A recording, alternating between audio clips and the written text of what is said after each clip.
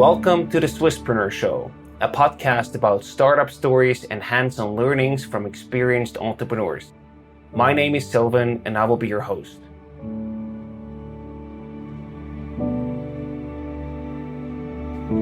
Today we are in Rapperswil and visit Jutta Jertum. She has built her company Twistout all by herself and without any investors. She already sold more than 1 million sticks. Today, we talk about her switch from a well-paid job to entrepreneurship, her appearance in the Swiss version of Shark Tank, and also about female entrepreneurship and her future plans. Enjoy today's episode.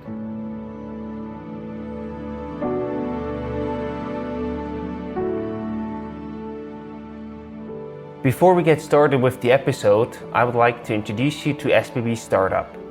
If you think that your company is a good fit for the Swiss Railways, get in touch with them or learn more about their startup programs at sbbstartup.com.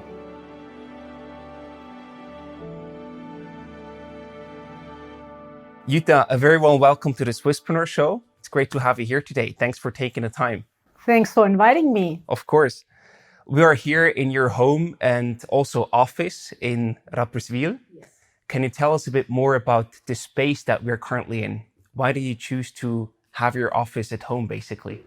Okay, this is my base. I live here since 20 years. And at the beginning, it was quite obvious. I started a business with low budget and no income. So what to do? So I had the space here and I had a free internet. So I started working here at the dining table. That was the beginning. So, and after a while, it was okay. But after a while, the family said, oh, you're always here at the table. Just make some space. We want to have dinner with you, whatever. Right. But I kept always working after dinner. So I bought a desk and said, okay, I move and I set up my office, but still at home because of the cash flow. Yeah. Makes a lot of sense. Yeah. Absolutely. So basically, startups in Silicon Valley, they start in the garage. You basically started at the kitchen table, at the dinner table. Yeah. I can remember when I had my first order here and the stock is as well in the garage. And I said, well, this is like, Silicon Valley. Yeah, it's kind of, Absolutely. A sort of some wind of Silicon Valley in Switzerland, right? Yeah. Let's take us back when you actually started. You switched to entrepreneurship from a well-paying job. You were working at the castle in Rapperswil. Yes. Why did you make this choice? Because that's also sort of linked to a higher risk to jump ship and sort of sail down this uncertainty and, don't have an income or not a steady income. Why did you choose from a well-paying job to startup land? I had a very well-paid job as a managing director in the Rapperswil Castle, with a great team. We did a great job. We were very successful. But with Twistout, my focus changed. And I knew now it's the time now to do something new. And even maybe it's because of my age as well. I said, okay, if I'm not trying it right now, I will not try it anymore. Right. So that was it. So it was about time. It was about time. And it was quite clear that I will change my life. Did you always have this desire to start something on your own, even before? No? No. But where did that come from then? It was just because I said, okay, this is something I really want to try. And it was my idea. It was my thing. It was my business. And that's what I did. I think it will be very interesting for people to learn more about how you actually got to this idea. I think it was one of your own problems that you faced, right? Can you walk us a bit through how you actually faced this problem and then realized, hey, there's no good solution out there. I need to do something. Right. So I had a poorly running shower drain here at home. And all the products I bought, they didn't solve my problem. So this was for me. Every day I was in my shower and said, okay, that can't be. So I'm a person, so the head starts thinking, what can I do? Do we have a solution? And all yeah, I don't know. It was always in my mind. And then one day at my carpenter's, I had the idea. I want to try a long stick, a wooden stick, kind of a corkscrew. So that could work maybe. Right. And I actually was asking him I asked him to make me a drawing without telling what it is for. Interesting. Yes. And why didn't you tell him, like, because I don't know, I said, okay, I don't know. I said, okay, this is maybe a strange idea. And I don't know. I just said, no, I didn't tell him what it is for. So after that, I went to a wood turner, you say, a wood turner for a prototype. And as well, I didn't tell him for what it is for.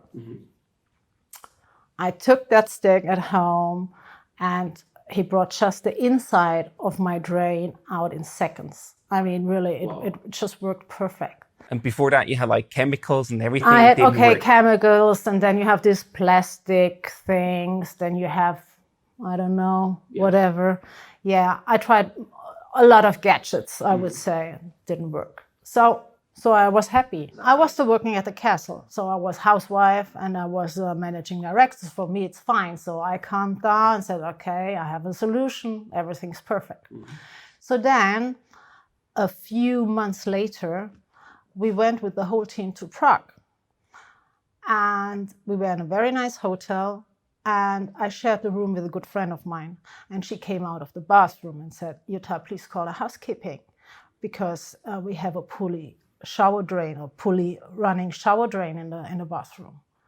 And I was sitting there. I was sitting there in the bed, said, I can't be, really. And it is very unpleasant for the guests. Absolutely. And very bad for the host.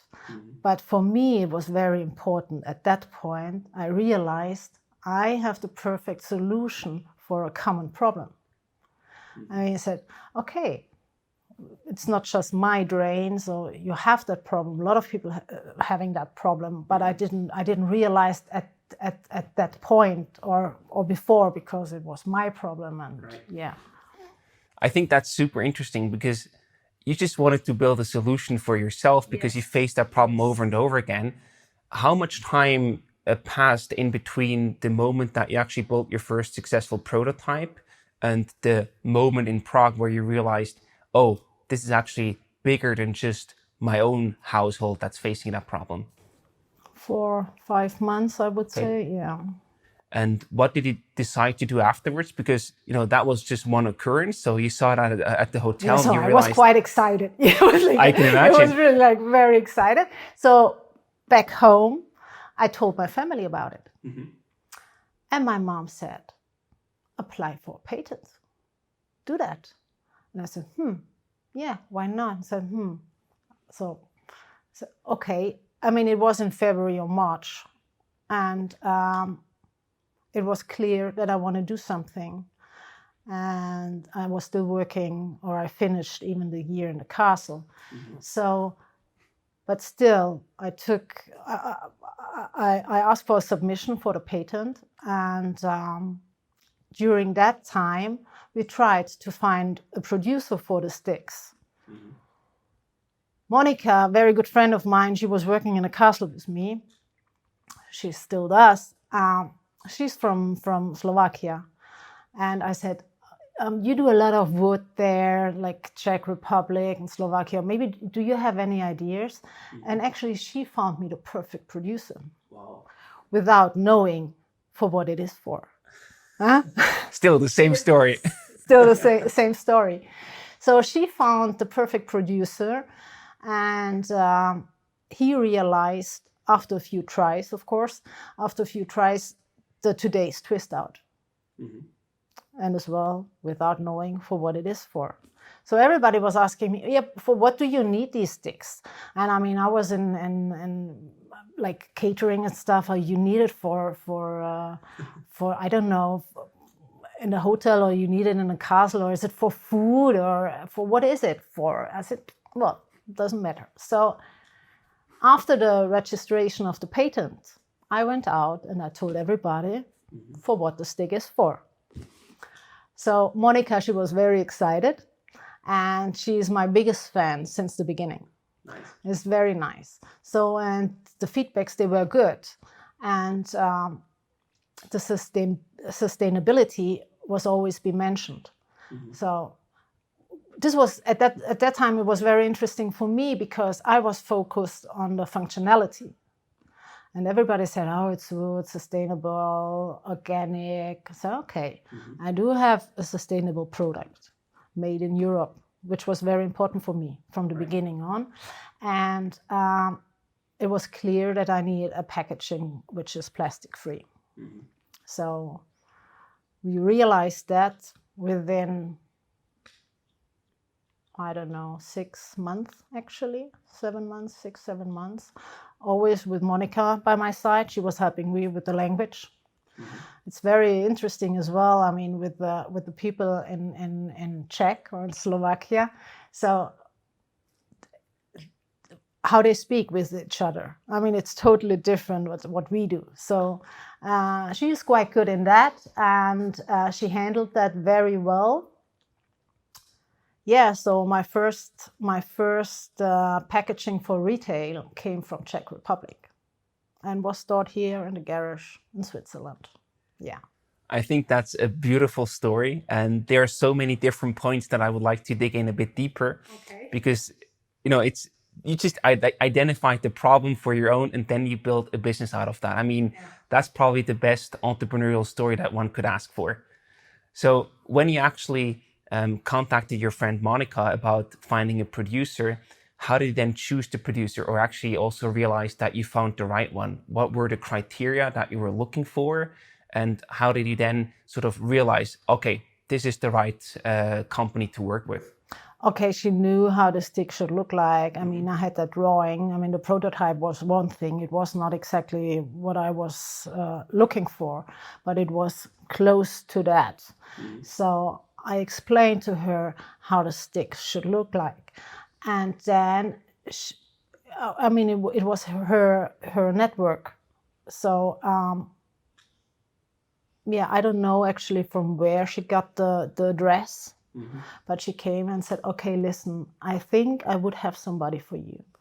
And I said, okay, listen, we go to Czech Republic because I want to see the producer. I want to see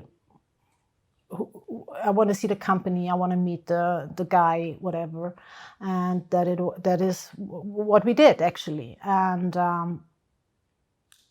he said, yeah, I can do that for you. And so we had, I don't know, at least 6, 7 tries. Because I want to have a deeper spiral, I want to have this and that and that and that. And how did that then work? So they actually produced a prototype several times, sent it to you, and then you tested it at home? Exactly. I mean, the testing was clear, it works, but it's even better. I mean, a few things, visual as well. I mean, it was like, yeah. So, but he realized it for me, yeah, he does. He did it. And how did he actually, talk to people about it? Sort of getting the product right without really telling them what it was used for at the beginning? Because I can imagine that's pretty difficult, no? The most of them, they really thought it's something for my work in the castle. Right.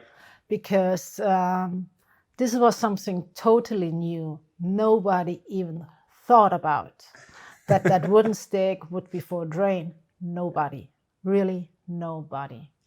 I mean, this is, yeah. And you see, I mean, it's a wooden stick. I mean, it's not that interesting like having, I don't know, a special gadget or whatever. So, I mean, they ask and I say, well, I can't tell you for what it is. Yeah, okay. I mean, even it's a boring wooden stick. So, yeah. And then when you were actually validating the idea, did you also test it with other people? Yeah. Or, okay, how did you go about that?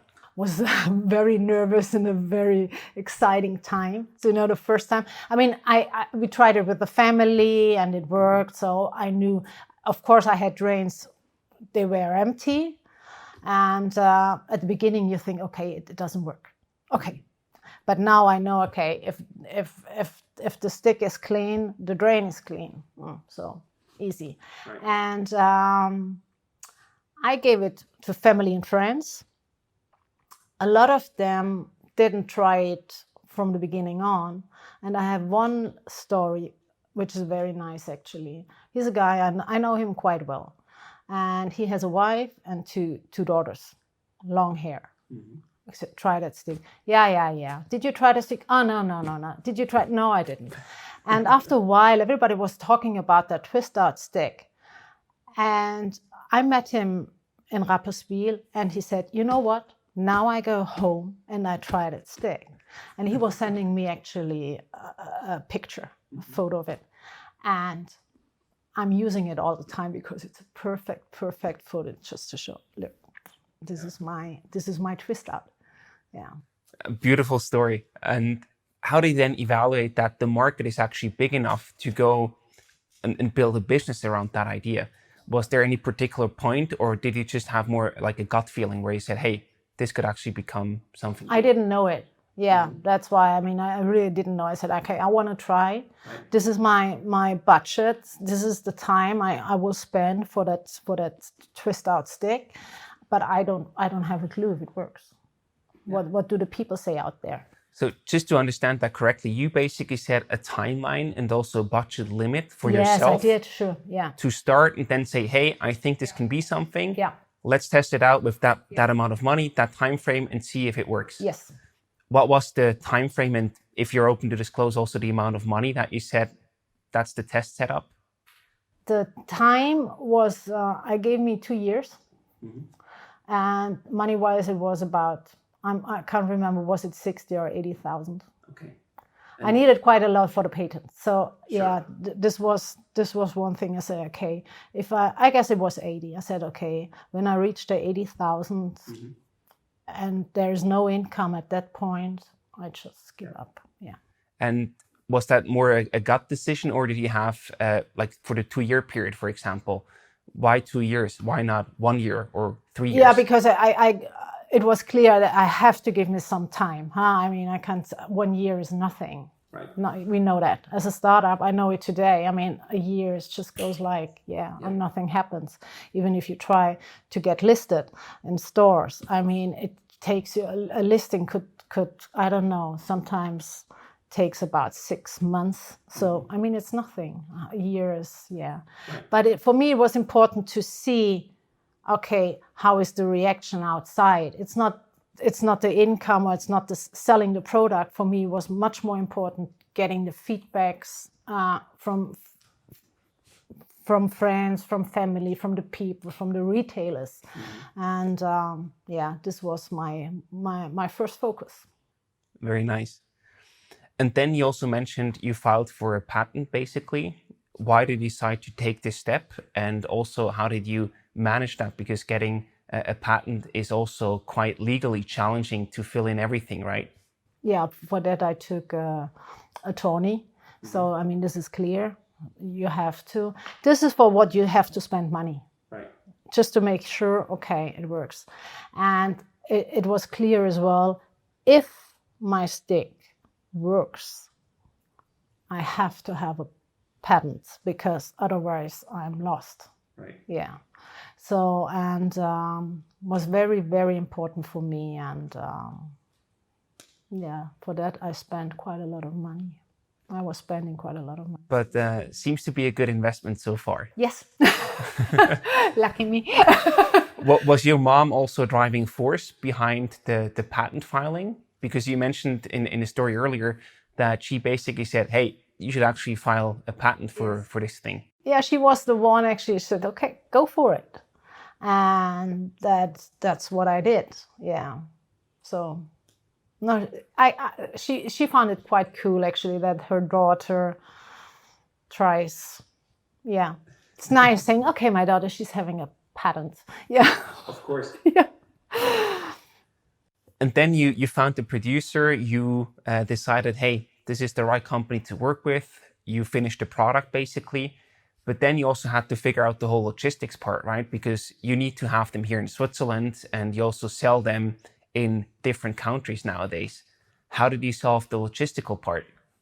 Well, actually, this is quite, Yeah, it was actually quite easy. Okay. I mean, you just take the phone and you ask for some offers, Right. and then you just choose the right one, and that's it. But okay, as well me, I had problems with the logistics. I had my sticks, they came, I don't know, out of the pallets and like, yeah. But I mean, this is quite easy. This is easy. Yes, compared to everything else. Yeah, compared to everything else, it's quite easy. Yeah. And one part of your logistic chain or supply chain is also based in Germany, right? Where you do some packaging. Yes. Now we change. Actually, now we pack, we store, and we produce in Germany. I still have my producer in Czech Republic. Okay. But all the rest now is in Germany because I supply.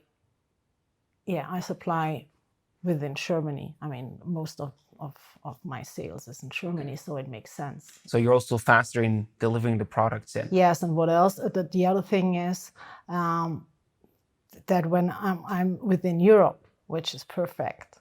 So if I have clients in Germany or in Austria, or I have Belgium and Netherlands, so I mean, this is perfect, yeah. And how did you make this decision that you knew it was time to actually shift a certain part to Germany just because of the sales, or were there also other reasons where you said, okay, now it's time to find a new partner or additional partners? I wanted to find a partner in Germany, and I was asking the company who was doing my packaging as well in Germany. The packaging was then in Germany. I said, okay, do you know anybody who can handle that? Yeah. And so we have a handicapped workshop in the south of Germany. And he said, listen, they could do that for you. And now we are working together since, I can't remember now, it's 1.5 years. Yeah, close to 2 years now. Yeah. So you not only have a sustainable aspect, but also a social aspect with your product. Right. Yeah. But that's what he said, and I met the guys, and it was such a nice. Yeah, it was just fine. It was working, and for me it was perfect. So it's about a 4-hour drive, 3-hour drive from here, and I know the people, and the communication is very good, and so that works. It's perfect. Yeah. But also this social and sustainable aspect seems to be very important to you. Yes. Where does that come from? Where does this sort of inner desire or deep conviction come from that this is an important part of having in your product? The producing was clear. It was clear that I don't want to go to China from the beginning on. This is my person. Okay. It's just me. I said, okay, why should I go to China? I have everything here. Right. We do have everything here. I mean, for my product. And yeah, and if I would go to China, I mean, it's very interesting because it's beechwood. I mean, they would produce my stick, but the beechwood would come from Europe, goes to China. They produce my sticks, and they bring the wood or the sticks back. Right. I mean, this is stupid. Doesn't make sense. It doesn't make any sense. And for me, very important is always I always know the people I'm working with, always. So it's the first thing I do. Even I have a partner in Berlin, and I said, I want to do business with you. Okay, wait. First we meet, and then we will see. Because for me, it's very, very important to see how it feels like. So coming back to the question, who was actually, why? Why this is so important to you to have this sustainable and social aspect? Right. And then you have that sustainable product, and it's clear that you don't break the chain with something, I don't know. Plastic, for example, right? Yeah. I mean, that would be stupid. And the important part that you just mentioned, this sort of relationship with the people you work with, this personal connection.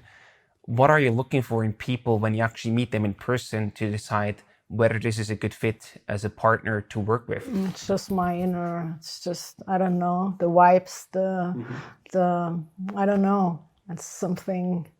Do you have an example where your gut feeling was negative, where you said, oh, yeah, better sure. don't work with that person? Yes, of course, yeah. Can you give us an example?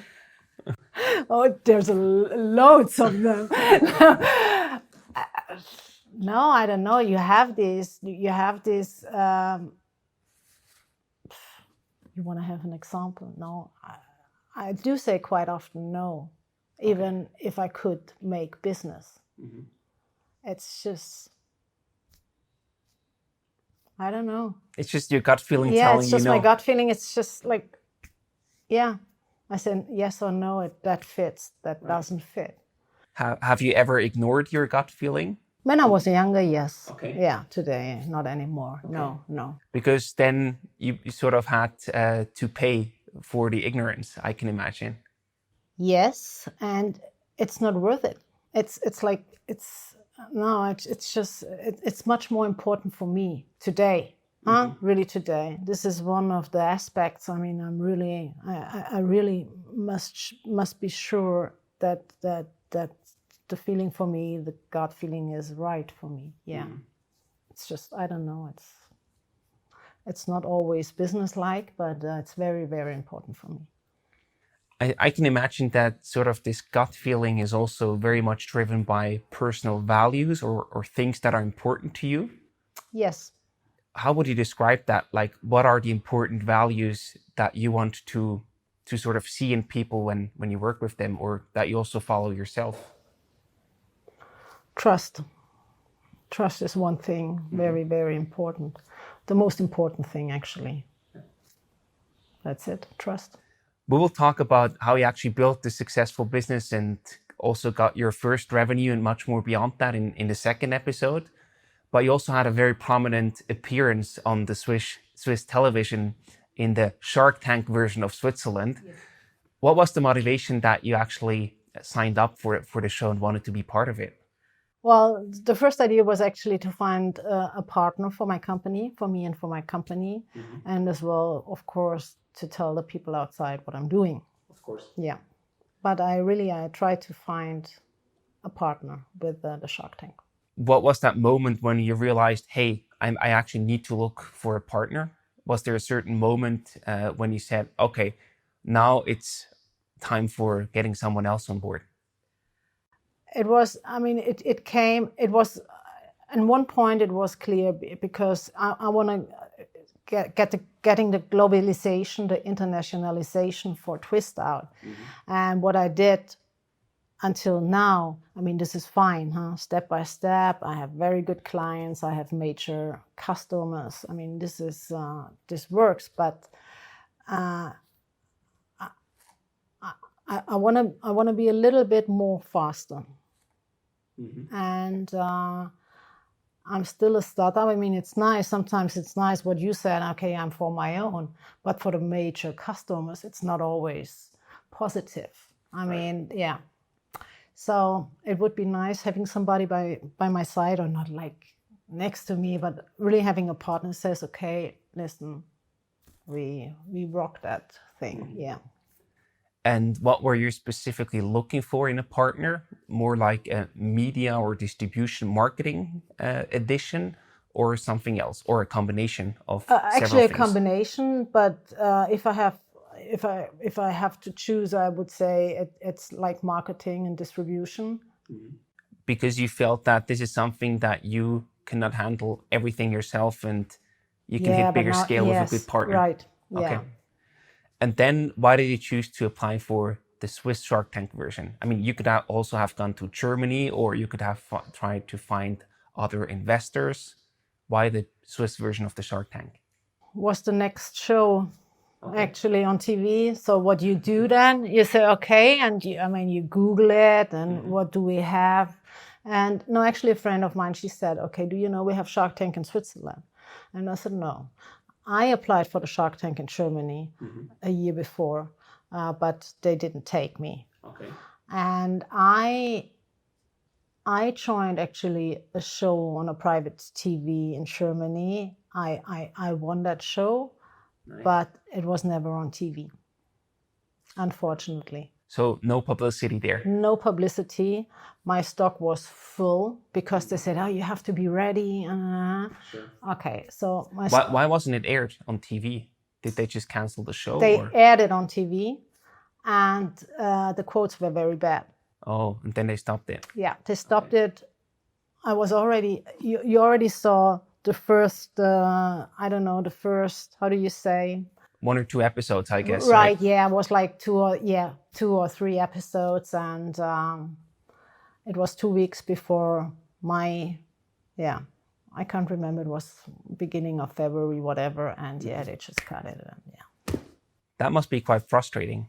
It because was. you invest a lot of time. It was. You invest a lot of time, a lot of money, for the homepage, the warehouse, I don't know what, media.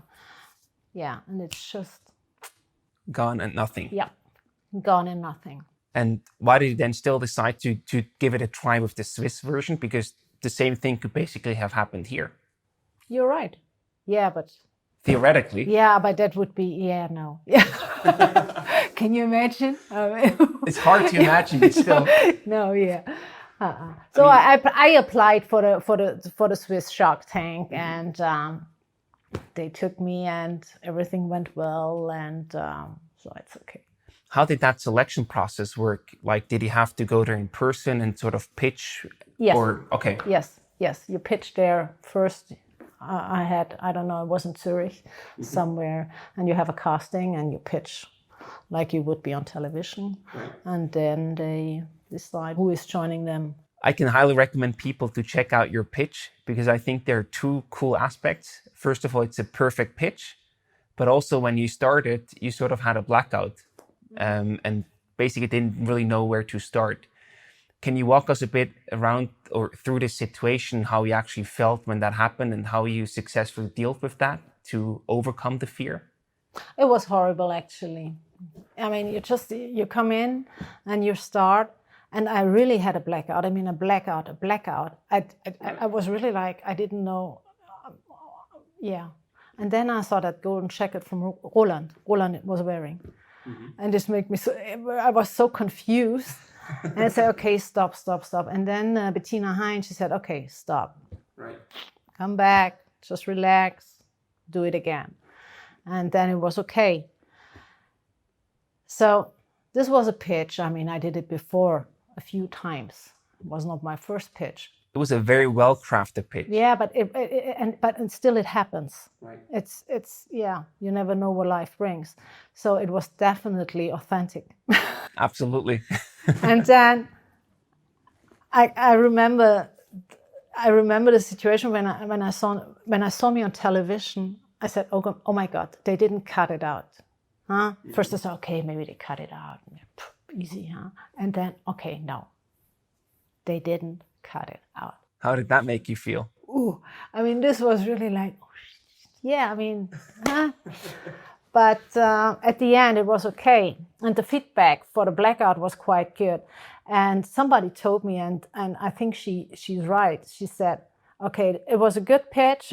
Everything was perfect, but we will always remember you because of that special moment with that blackout, which is as well publicity.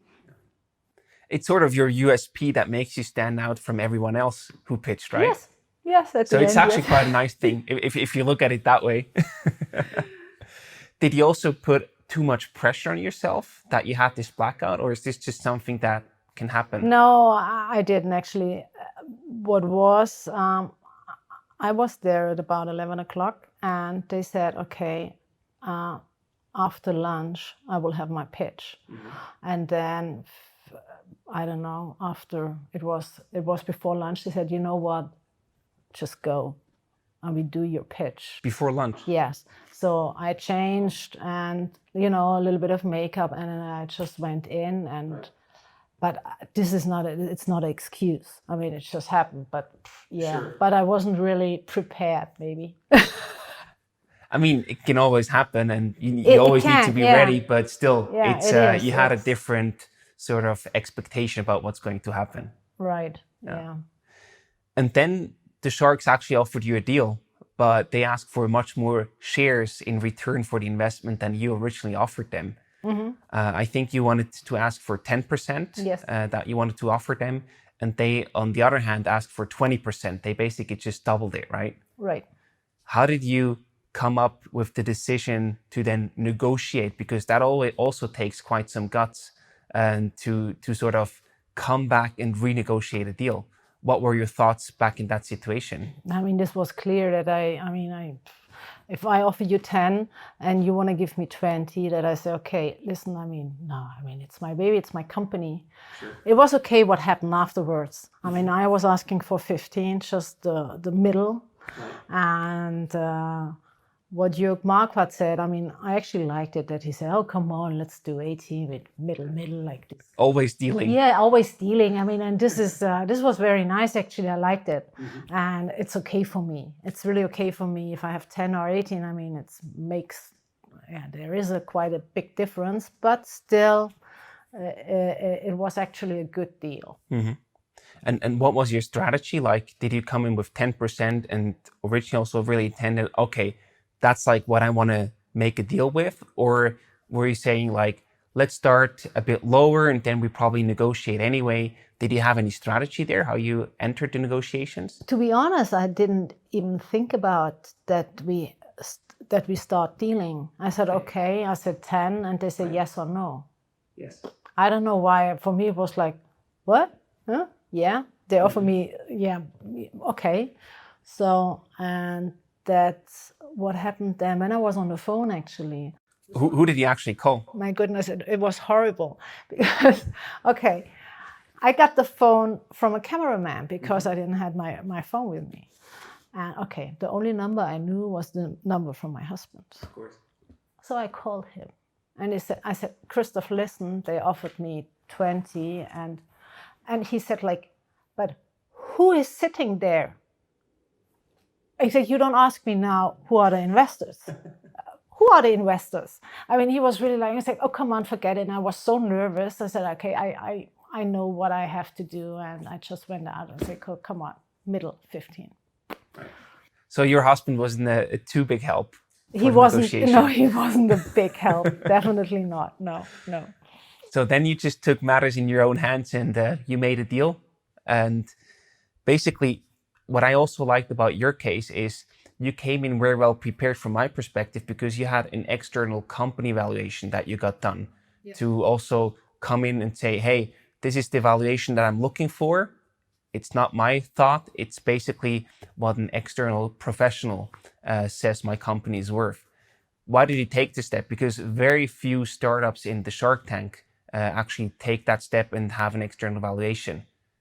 I wanted to have a valuation only with my balance sheet from somebody who doesn't know me and who doesn't know my company. Mm-hmm. Just because it's like, yeah, I don't know.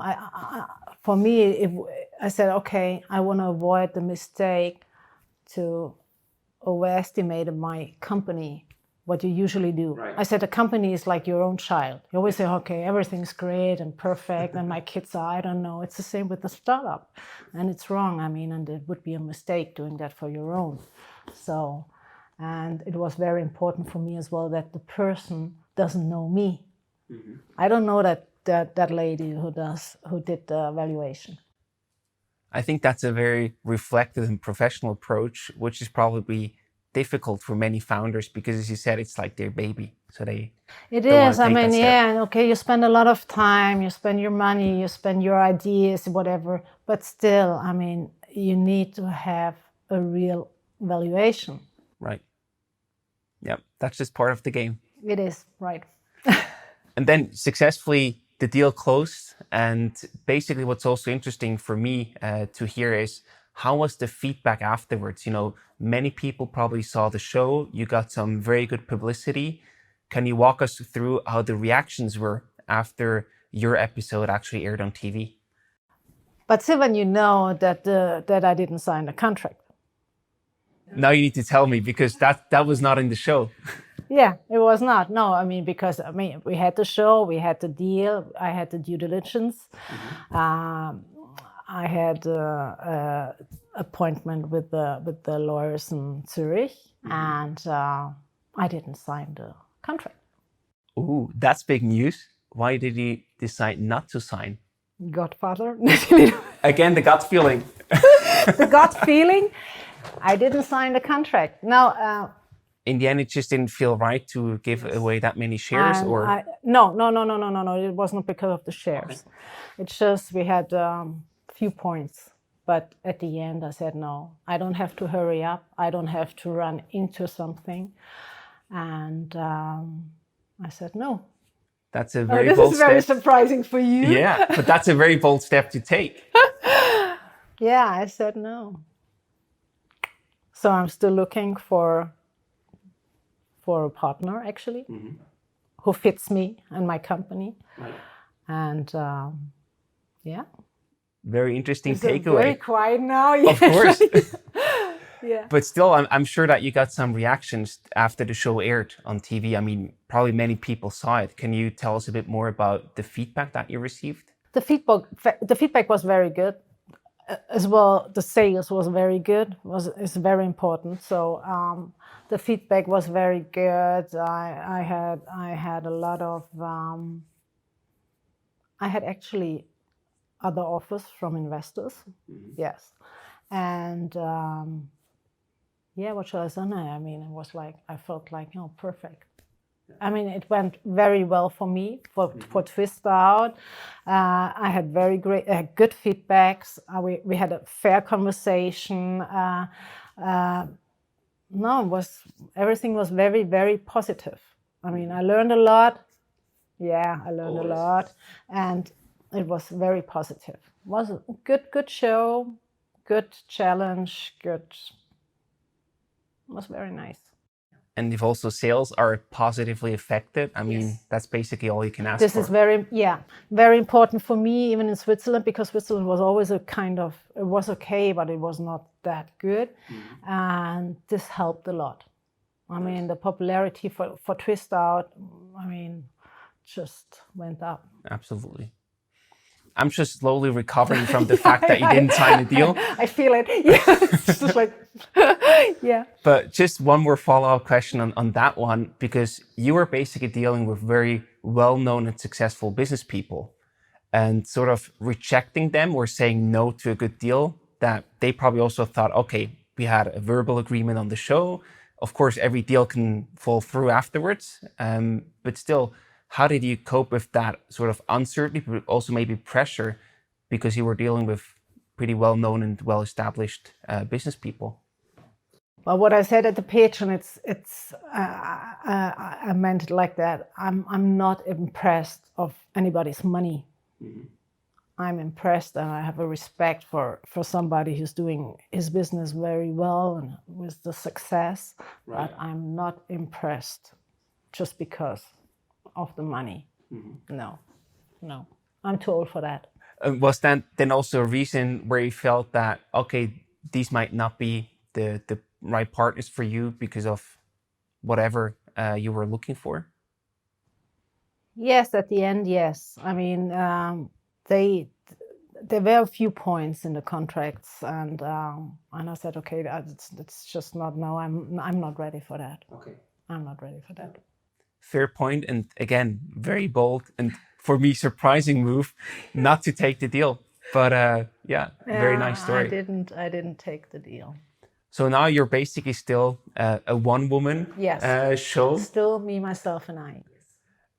In a very successful way. What are your future plans? Like, what are your core focuses at the moment? Where do you want to bring Twist Out over the next 12 months? I just keep going my way, and my focus is still on the globalization. And I'm more and less done in Germany. I would love to have a food store. That's it. But I have the rock stores. I have the zero waste stores. I have the do-it-yourself stores. So I'm quite good in Germany now. And now I try, to be okay. Switzerland, of course, and as well the East. And I'm trying to deal with the USA. Yeah, with the US. I'm at the moment we're trying that.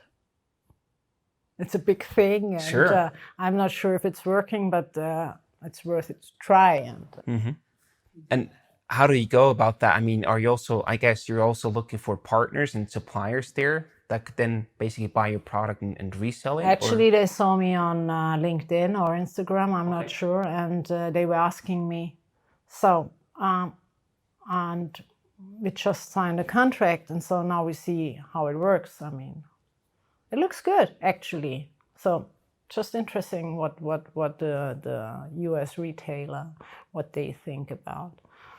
But still, even there, it's a sustainability and all that stuff. So it's very interesting there as well. It's everybody speaking about and talking about zero waste, plastic free, whatever. And yeah, we try that.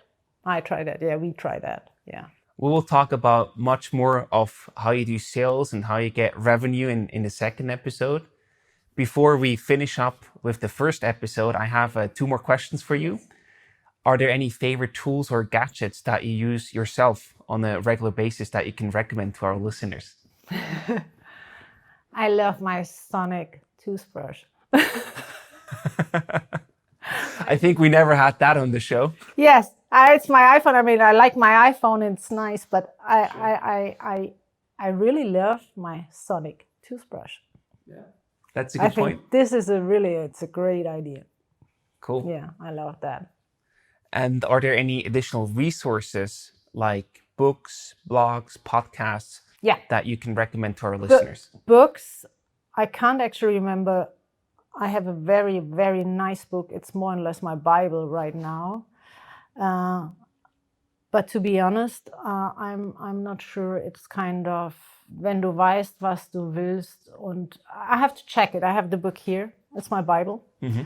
We can link to it in the show notes. Yes, it's something. It's all these kind of out of the box courage, face fears, self knowledge, stuff like that, and it's very nice. I love it. All the things you need to have sort of as a solo founder to make your way through the tough business world. Right. Wonderful. Jutta, thank you so much for taking the time. It was a pleasure talking to you today and a very interesting and also entertaining story. Thank you so much. Thank you, Sylvan. Thank you.